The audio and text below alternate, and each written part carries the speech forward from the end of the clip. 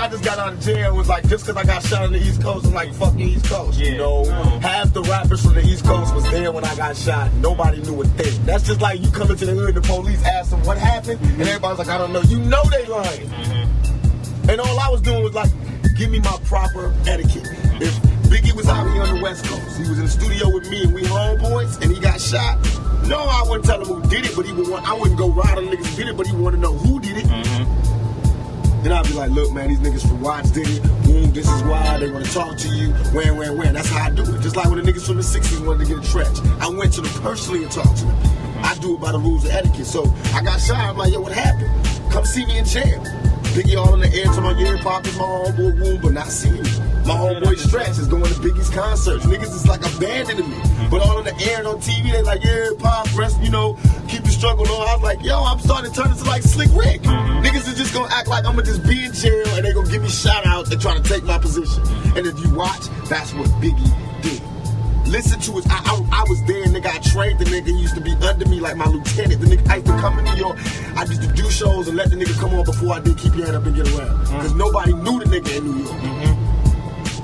And I used to tell a nigga, yo, if you want to make your money, you gotta rap for the bitches. Do not rap for the niggas. I told the nigga, don't rap for the niggas. Rap for the bitches. The bitches will buy your records and the niggas want what the bitches want. So all of a sudden, he changed from being listen to party and bullshit, listen to his style.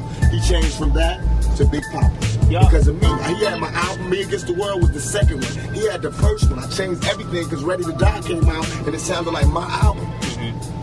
All my album was about, you know, dealing with death. And then he came out Ready to Die and I had to switch it. Wow. That's why it was less East Coast rap, East Coast beats, because Biggie had just took my shit. That's what, but you can listen to it. That's what that was a success too, because he took West Coast sound. We flipped it. I told him that. I told him that I trained. He was supposed to be Thug Life. All while he was coming up, I used to let him come on stage with me. He was screaming Thug Life. Hey, cause I he was like, I hate Brooklyn, I hate New York. I'm out with them niggas, puppy cheating me. Woo, woo, woo. All of a sudden he blew up, and he wasn't saying Thug Life. So I started getting mad, and I was seeing the niggas places. He was hugging me, yo, pop, yo, thank you, the only nigga that woo, woo. But he told me like about a week before I got shot. He knew the nigga that was shot me. He was like, Pop, don't hang around this nigga. You know, we walked in with the nigga that shot me. That ended up shooting me. He's like, Pop, don't fuck with this nigga, because I knew the nigga too. He was my Cody fan. And I was like, what you mean? He's like, I'll talk to you about it later. And we didn't talk. The next time I saw him was at the studio where I got shot. So I knew he knew what happened. So I was like, Biggie, what happened? He kept sending me messages like a bitch, you know, like I'm gonna come see you. No, nigga, what happened? While I'm in jail, strangers is telling me, yo, you don't know? Biggie homeboy shot you. Cause they bragging, they telling they niggas in jail, yo, we just got popped, woo, woo, woo. And my cousin was in jail in New York, cause I got family out there. He sit right there while the niggas get in the car going, yo, my homeboys just jacked that nigga Tupac. So that's how I knew who shot me, what happened, and everything. They mad because I know what happened. That's why they all, you know, it's Biggie and them, they're not riding. That's why what I'm doing, I know what I'm doing. I'm destroying him. I fucked his wife. I'm fucking him in the game. I'm destroying him. He lives by the rules of the game. He lives off a mafia image. I'm bringing him, showing how he totally disregards the rules of the game, and he's everything but a mafia nigga. Reinventing it. Right, I'm showing him. You know what I mean? If anybody's a mafia nigga, me, nigga. I fucked your bitch. I took 5 shots. I went in your crew. I mean, I just what? I went to New York. They don't do shows out here. I did Saturday Night Live. Y'all forgot. Live in New York, where everybody knew I was gonna be there on stage, no problems. Went to the clubs, everything. In the middle with my West Side ride. You know what I mean? Because I'm real about it. I don't hate New York, but if y'all don't understand it, then fuck it. You get rolled over too. Because I hear y'all. I was in jail and I heard what they were saying on the radios. You know how we got the wake up show? Right. You know, they got their own shows. They got their little mix shows with Red Alert, and this nigga and that nigga, and what's his name? Flex. I swear to God, dog, they used to diss the West Coast. They had these commercials where they be like, hey, dog, what's up, dog? And I used to be like, in jail in New York on my radio, like, oh, shit. You know how you would feel if you heard your homeboy went home and just clowned you? And I was like, oh, man. Oh, and all my homeboys like, yo, Puppy just did a show out here. I was like, how was it? It's like, good, we gave him love, we gave him this, we gave him that. He was talking all this unity shit, but then when they go home, they be popping Q-Tip, shit. They made all these underground tapes dissing us. Q-Tip? Yes, Q-Tip. So then when niggas ride back, then they want to talk about the culture and be hip-hop and shit again. But that's not fair. How you gonna be bold? And that's what they all do. They all play badasses. diss me on the air on MTV. OG's dissing? They're not personally, just the West Coast. They introduced my people as like California love. The East Side is the best side. Whoa, I seen them. All the niggas was talking about how much they respect me and love me. See, I hate that. Because I be dead serious. It's one thing when they say that Chino XL is talking about. He got a rhyme where you know how you always got these little metaphors. He say, you'll get fucked like Tupac did in jail. Now I'm telling y'all beforehand, off the air, I'm gonna beat this nigga's ass. And everybody's gonna be talking about how wrong I am and how I haven't changed. But what am I supposed to do when a nigga disrespected my manhood like that? See what I mean? It's like I can't get out the game. Just like I'm saying, just like Scarface and that Carlito's way. I want to be legit. We got restaurants coming up with Alanis Morissette, meet Snoop Sugar, and Alanis Morissette open up a restaurant. Alanis is nice. I'm doing a soundtrack. Cool. My first soundtrack. I'm the music supervisor for this movie I'm doing. I got Alanis on there, Michelle, Incalatio, whatever her name is. All these alternative stuff. All this shit coming up. But what's gonna reign supreme in '96 and '97 is the ride I'm doing. And it's not even like, I feel like I'm doing it for hip-hop. All I'm trying to do is get the imposters out. I remember Biggie sleeping on my couch. I remember begging bitches to fuck him.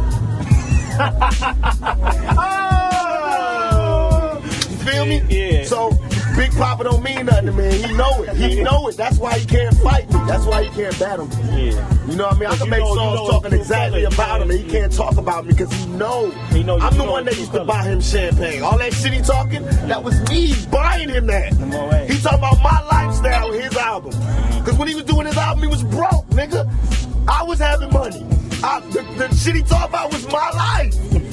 Thug life. That's what he talking about. All that Junior Mafia, them niggas was young motherfuckers that used to hang around that I used to give money to get on a train to go home at night. Little Caesar and all of them. And Kim and all that. Yeah, so now they rapping against me, and you can imagine how I fucking feel.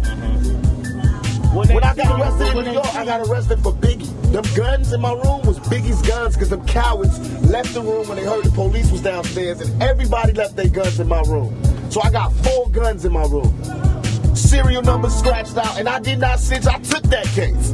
So you can imagine how I feel when I'm in jail for that case, and he out there living a mafia lifestyle, giving me no money, giving me no respect, giving me no tribute, rolling with my road dog who was there when I got shot. I mean, come on, man. I'm not paranoid.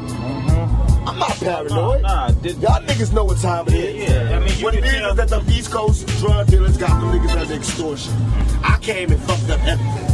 Because I dissed them niggas in the Daily News. They put a hit out on me. When a nigga tried to rob me, which is all they wanted to do, I knew it. They told me. That's what they was telling me. Pop, they was sending me messages through my closest road dog saying, Pop, why did you fight them? They was just coming to take your shit. But I wasn't letting nobody take my shit, and I was strapped that day. That's what I couldn't put in the bar. I had two double Glocks on me.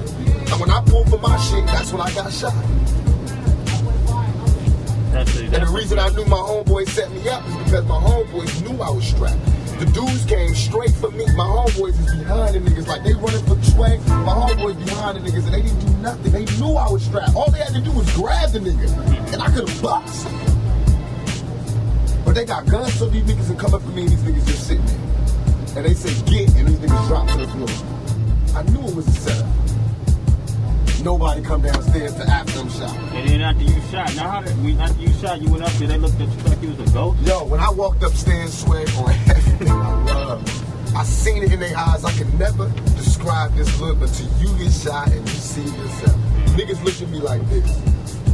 I walked out the elevator, because I walked out the elevator, I didn't know I was shot in my head or nothing. I wasn't, they said it in the vibe interview, I was acting like I was in the movie. What they really trying to say is this nigga is raw. I got shot 5 times, came upstairs, did not know I had got shot 5 times. I thought I only got shot once. Damn, dude, sound like you got a lot on your chest. And that's why I'm giving it to you straight raw, because you got to go back and tell them the shit that we ain't recording. I'm giving you that, not to tell them the specifics, but you know when somebody calls you, go, yo, why did you do this? You know they go, trust me, we talk to them, we know, blam, blam, blam. Now y'all know, you know what I mean? Just like they niggas on their radio stations know. Because what I was mad at is that we didn't have a radio station like that. Me and Snoop got an okay from 92.3 to start West Side Radio. But I don't want to do it unless it's right. What I really just wanted, I was just proving the point again. I want our radio stations to be true to us, and we'll be true to y'all. Tell us, nigga, if you want that type of love, you better give us some commercials every week. We want new shit like they do on the East Coast. East Coast, East Coast, East Coast, East Coast, East Coast, East Coast.